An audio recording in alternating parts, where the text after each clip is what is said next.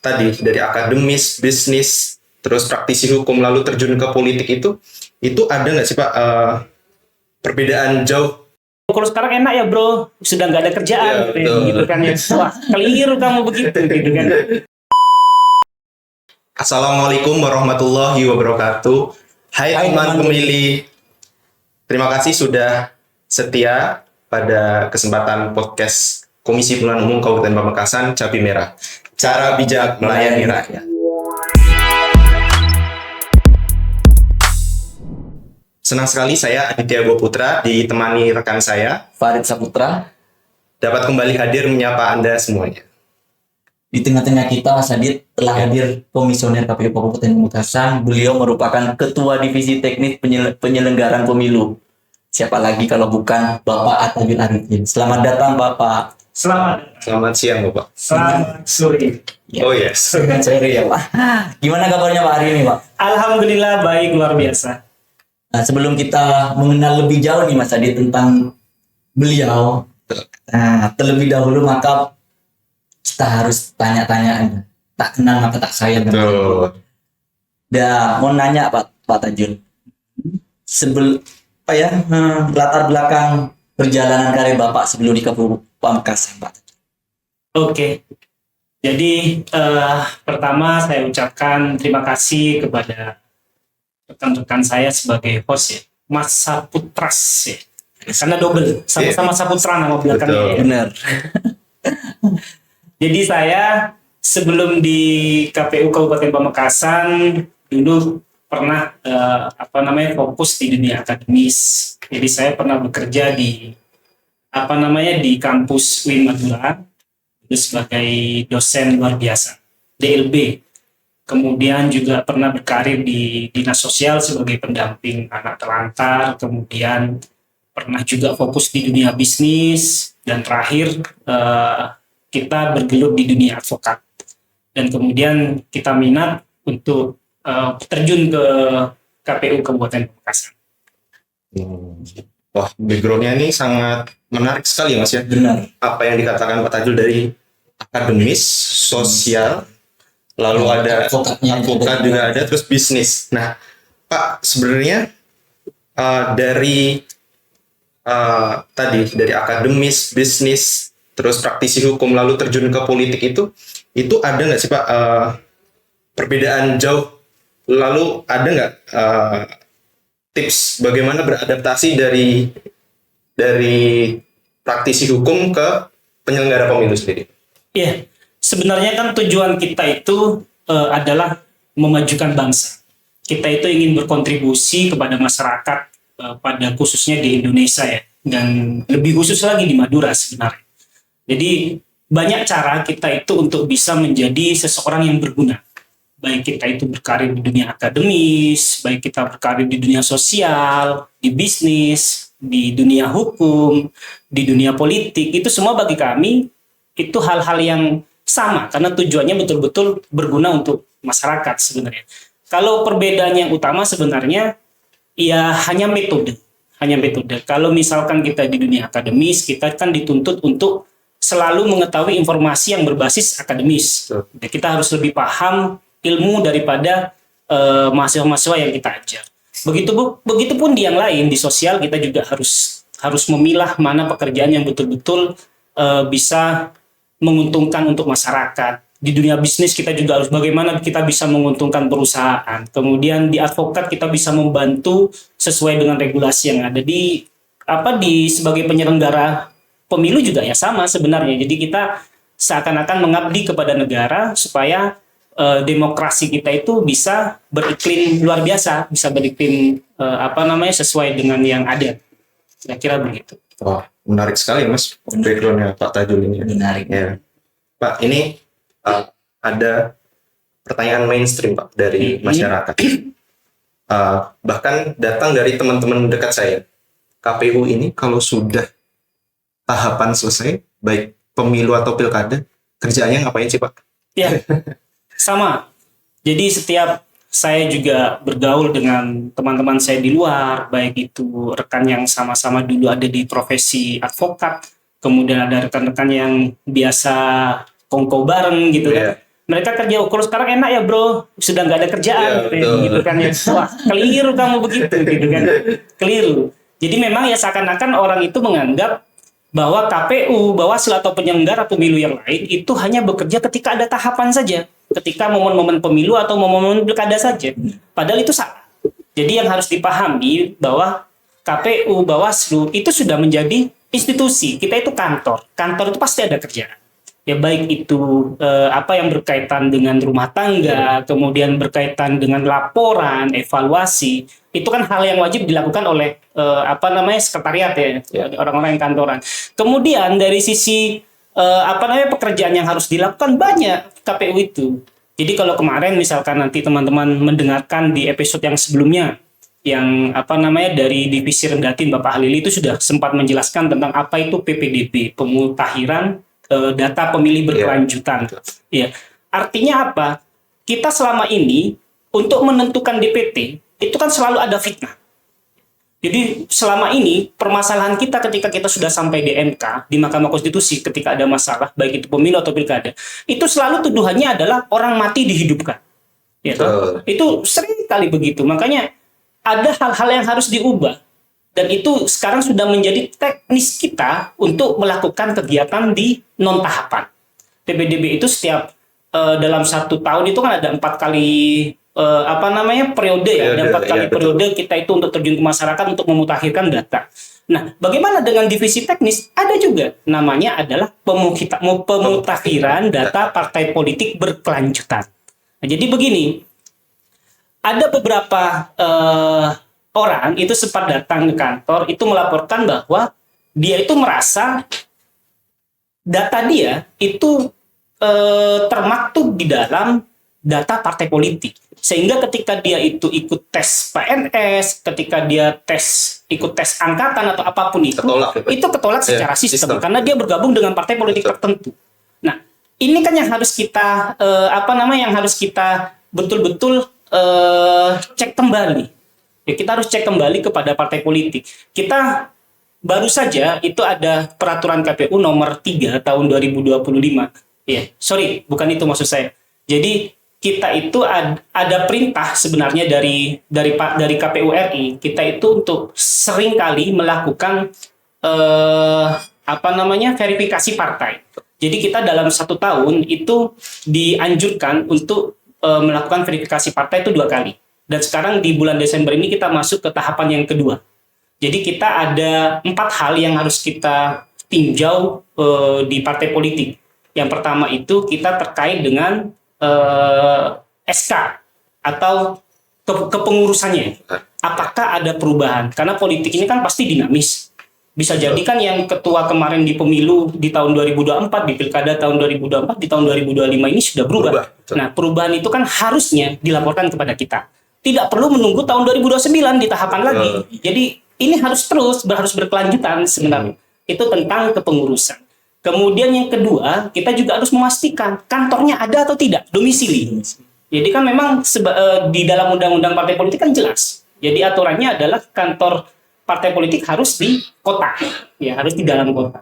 Kemudian yang ketiga, keanggotaan.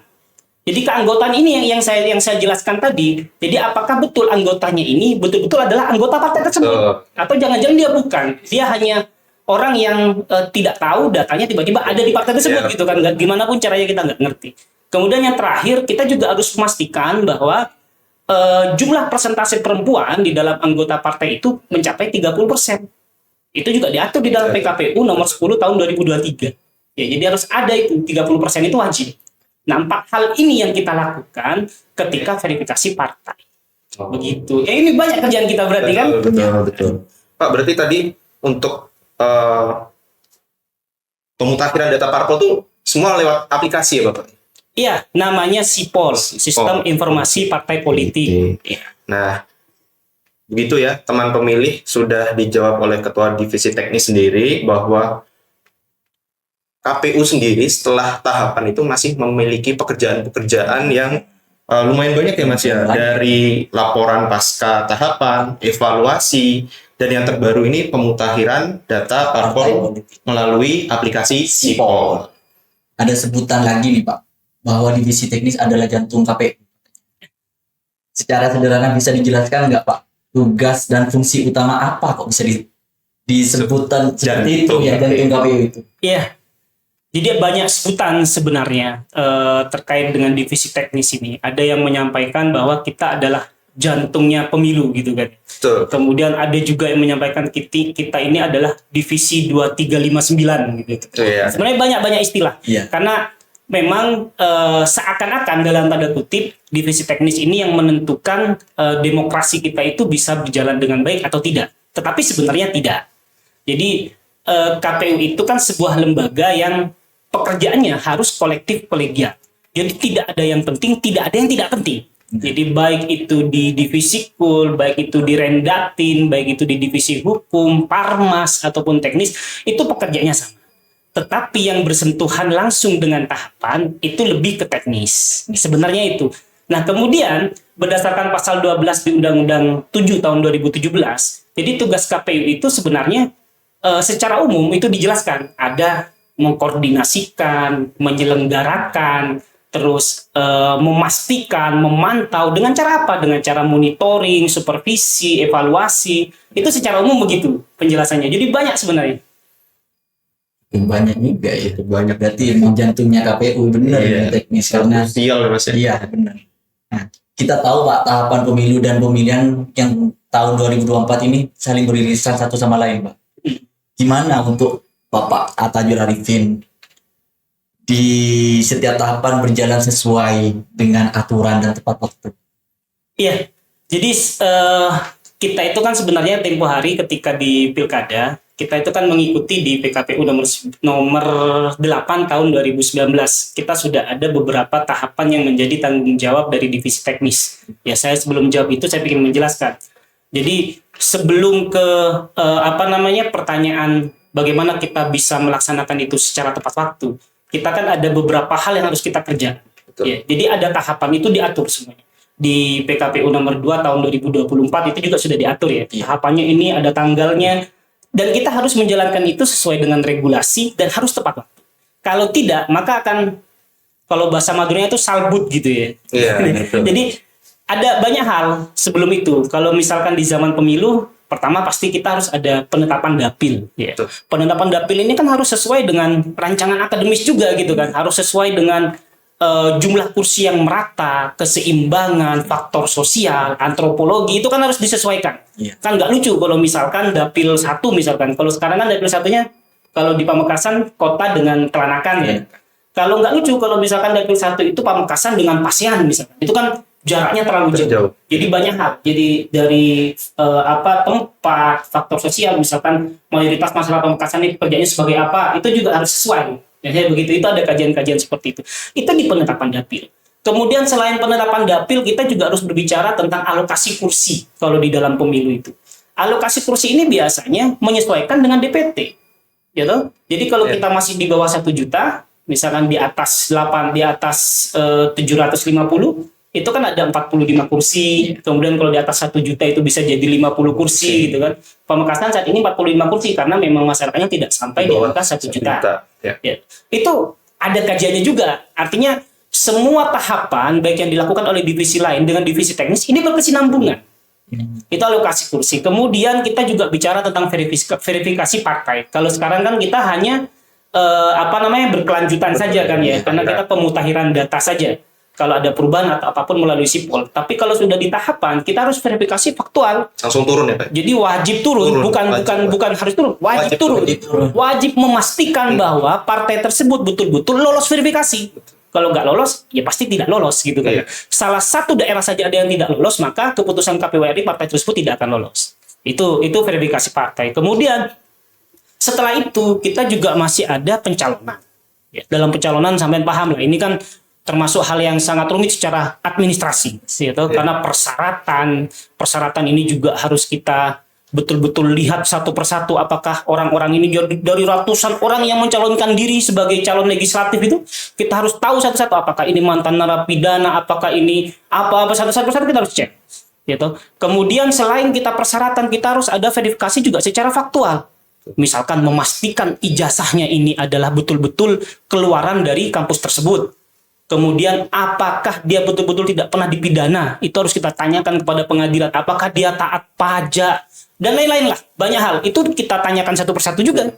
Makanya KPU harus solid. Itu yang namanya kolektif kolegial. Selain selain pencalonan, kita juga ada pungsura namanya ya. Ada pemungutan, perhitungan, kemudian penetapan ya. Ya, jadi di dalam pemungutan ini hal yang sangat paling sulit menurut saya di dalam tahapan ya. Kalau tadi misalkan ada pertanyaan apa sih yang paling sulit, ya itu di dalam pemungutan. Karena kita betul-betul harus memastikan bahwa TPS itu bisa tepatnya itu maksudnya sesuai dengan apa yang diatur di dalam regulasi. Kemudian kondisi, kita juga harus mengkoordinasikan dengan pihak keamanan, apakah layak, kemudian aman, itu harus dipastikan. Kemudian setelah pemungutan nanti akan ada perhitungan itu dari tingkat TPS, kemudian naik ke tingkat PPS ya desa, kemudian di tingkat kecamatan, kemudian tingkat KPU provinsi sampai ke RI untuk penetapan di akhir. Itu panjang sekali. Setelah perhitungan kita harus ditetapkan dulu siapa saja dan berapa ini suara orang-orang ini gitu kan. Itu ditetapkan dalam rapat pleno dan itu dihadiri oleh partai-partai gitu kan. Kemudian ada penetapan hasil. Kemudian juga yang menjadi tugas dari divisi teknis itu juga pelaporan dana kampanye. Ya. Jadi kalau kampanye itu kan ada di divisi SDM dan Parmas ya sebenarnya. Ya. Tapi untuk dana kampanyenya itu ada di divisi kita, di divisi teknis. Kita harus betul-betul memantau apakah ada dana-dana yang dilarang yang masuk di dalam kampanye mereka. Misalkan dana bantuan dari pemerintah, dana hasil korupsi, itu kan tidak boleh. Kita kan harus pantau itu dana itu dari mana gitu kan. Makanya kita harus tahu background orangnya dan kita juga kerjasama dengan bank tertentu untuk memastikan uang-uang ini bukan hasil dari cuci duit gitu kan, hasil dari pencucian.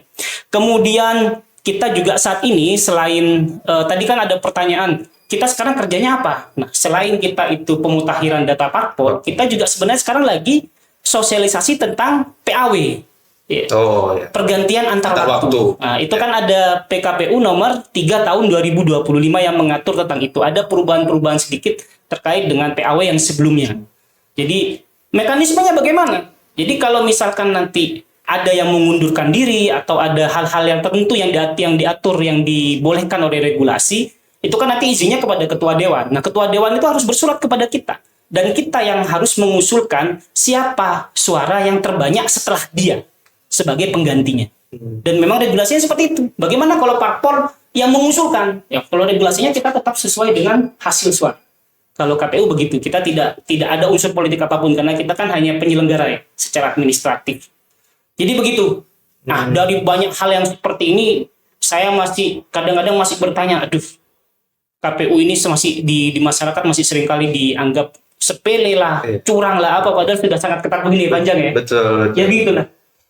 Nah, dari tadi Bapak Tajul menjelaskan tahapan yang sangat banyak ya, sangat panjang gitu. Tahapan mana yang menurut Pak Tajul ini sangat krusial? Iya, tadi sebenarnya sudah tersirat sudah saya sampaikan ya. Jadi yang paling sangat krusial penentuan itu sebenarnya ketika kita di dalam pemungutan, perhitungan dan penetapan. Karena ketika pemungutan itu tidak benar, pasti akan berdampak kepada perhitungan, apalagi penetapan. Apalagi dengan iklim politik di Madura yang dalam tanda kutip sangat kasar ya. Main panas ya Pak. Main panas gitu kan. Ya kita alhamdulillah dua pemilu ya, pemilu dan pilkada kemarin kita bisa berjalan dengan baik. Karena kita terbuka, kita tidak ada kecurangan di situ. Dan partai politik semuanya kan hadir. Ya ketika di TPS mereka juga mempunyai saksi. Ya toh, kemudian ada polisi juga yang mengawasi. Saya kadang-kadang juga berpikir gimana caranya KPU ini dituduh memanipulasi suara, sedangkan mereka itu punya saksi semua setiap partai, setiap anggota legislatif juga memiliki saksi di setiap TPS gitu kan, dan mereka pasti mencocokkan suara dari tingkat TPS, dari tingkat desa, kemudian tingkat kecamatan sampai ke KPU kabupaten. Betul. Ya. Ketika diawasi begitu, bagaimana cara kita main-main gitu kan ya? Ini yang paradigma yang harus diubah sebenarnya Mas. Dan itu menurut saya tahapan yang sangat urgen dan penuh dengan kehati-hatian. Situ. Baik. Lalu Pak dari bagian teknis Pak, boleh diceritakan nggak pengalaman Pak Tajul terkait pemilu dan pilkada? Tantangan terbesar apa sih Pak yang dihadapi saat penyelenggaraan tahun 2024 kemarin? Ya, kalau berdasarkan pengalaman sebenarnya yang menurut saya juga sangat menguras tenaga ya. Ketika hasil dari penetapan pilkada kemarin kita masih digugat ke Mahkamah Konstitusi. Artinya kita ini sudah bekerja keras untuk menjalankan proses demokrasi sebagai penyelenggara ini dengan baik sesuai dengan regulasi. Toh pada akhirnya ternyata masih dianggap keliru oleh calon yang lain gitu kan, oleh calon yang lain. Sehingga kemarin kita sempat bersidang di Mahkamah Konstitusi dan akhirnya kita menjadi satu-satunya KPU kabupaten di Jawa Timur yang menang. Satu-satunya ya Pak? Satu-satunya yang menang. Bisa saya jelaskan. Saya bertanggung jawab dengan kata-kata saya karena saya mantan advokat ya. Bisa dijelaskan Pak? Oke. Jadi kemarin lebih dari 20 kabupaten kota yang mengajukan ke Mahkamah Konstitusi. Gitu. Nah, untuk Jawa Timur sebagian besar itu gugur di dismisal. Oke. Yang lanjut di Jawa Timur hanya 2, Kabupaten Pamekasan dan Magetan. Gitu. Hanya ada 2 kabupaten yang berlanjut dan dianggap secara formal oleh Mahkamah Konstitusi ini layak untuk masuk ke persidangan. Kalau yang lain itu dismisal, berarti tidak layak atau ada cacat formil. Nah, kemudian ketika masuk kepada persidangan berarti kan yang 2 ini antara menang dan kalah. Nah, Kabupaten Pamekasan keputusannya adalah menang. Tidak ada ulang gitu kan. Tidak ada pilkada ulang. Kemudian untuk Magetan diputuskan untuk adanya pilkada ulang. Makanya saya bertanggung jawab bahwa Pamekasan ini adalah satu-satunya kabupaten di Madura atau di Jawa Timur, di Jawa Timur yang ketika ada kasus di MK dan menang. Gitu. Begitu maksudnya. Sebelum kita tutup, ada pesan nggak untuk teman pemilih, Pak? Iya.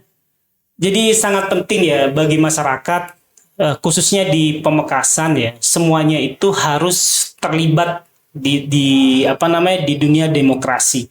Terlibat itu bukan berarti kita harus menjadi sebagai penyelenggara, tetapi bisa juga sebagai pengawas, penyumbang ide, kemudian kita juga kalau ada kesalahan silakan dikritik, bisa melalui surat, bisa melalui audiensi, yang penting tidak dengan cara-cara kekerasan. Jadi semua pekerjaan kita ini kita ingin memastikan bahwa sesuai dengan regulasi yang ada. Kita ada Bawaslu yang mengawasi kita dan melekat. Kemudian kalau secara etis kita juga melanggar, kita juga masih ada di KPP yang bisa memecat kita kapanpun. Jadi apalagi kalau masih ditambah dengan pengawasan dari masyarakat. Karena demokrasi kita itu sebenarnya bisa berjalan baik itu bukan tergantung kepada penyelenggara saja, tetapi juga bagaimana masyarakat itu sudah melek tentang hukum, sudah melek tentang regulasi yang ada, mereka berpartisipasi langsung di dalam dunia demokrasi. Itu kan hal-hal yang berkesinambungan menurut saya. Jadi kalau semuanya terlibat, semuanya saling mengawasi, insya Allah demokrasi kita akan semakin baik. Kira-kira itu. Khusus untuk Gen Z sendiri Pak, untuk milenial, kaum muda di Pamekasan. Kaum muda di Pamekasan ini banyak loh Pak. Bahkan menurut saya lebih tinggi daripada kabupaten-kabupaten tetangga gitu Pak. Ada pesan khusus Pak untuk milenial? Iya, satu hal sebenarnya, jangan percaya hoax. Jangan percaya hoax. Jangan percaya hoax. Jadi kalau misalkan ada informasi yang belum paten kepastiannya, maka silakan untuk ditanyakan atau tabayun. bisa browsing atau bahasa kerennya tadi tabayun gitu ya. Jadi harus begitu karena hoax ini luar biasa ya. Jadi fitnah-fitnah terhadap KPU itu kayak kemarin terkait dengan ijazah Jokowi. Betul. Itu kok tiba-tiba KPU yang menjadi sasaran, kemudian ada sidang KI di Solo, KPU yang menjadi sasaran, padahal itu bagian dari prosedur. Gitu kan. Itu tidak ada yang keliru. Yang dilakukan KPU verifikasi faktual itu kita itu tidak bisa menentukan ini asli atau tidak. Jadi semua dokumen yang ada di kita, baik itu yang diserahkan langsung atau yang melalui akun gitu kan ya, ketika pendaftaran itu pasti kita verifikasi ke institusinya. Kalau institusinya itu sudah menyatakan ini asli, dia itu sudah alumni sini, ngapain kita juga masih panjang-panjang Iya, ngejar kan? betul. Kira-kira gitu. Jangan percaya hoax. Jangan percaya hoax ya teman pemilih ya. Benar. Nah, baik teman pemilih, begitulah podcast kita kali ini.